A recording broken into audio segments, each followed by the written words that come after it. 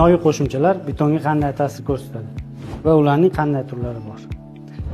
Klassifikatorlar betondagi suv sarfini kamaytirib, suv sement nisbatini tushiradi. 25-30% gacha sementni tejaydi. Betonning oquvchanligini yaxshilaydi va saqlash muddatini uzaytiradi. Havo tortuvchi kimyoviy qo'shimchalar. Bunday qo'shimchalar beton tarkibida havoni saqlab qolishga yordam beradi va muzlashga chidamliligini oshiradi. Bunday qo'shimchalar ko'proq yo'l qurilishida va ochiq sharoitda turadigan betonlarda qo'llaniladi. Muzlashga qarshi qo'llaniladigan kimyoviy qo'shimchalar. Bunday qo'shimchalar sovuq havo ta'sirida betonning mustahkamligini yig'ishga yordam beradi. Qotishni tezlashtiruvchi kimyoviy qo'shimchalar. Bunday qo'shimchalar betonning qotishini tezlashtiradi.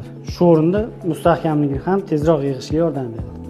Hozirgi kunda kimyoviy qo'shimchalarsiz betonni tasavvur qilish juda qiyin. Keyingi videolarimizda beton qorishmalari haqida gaplashamiz. Bizni kuzatib oling.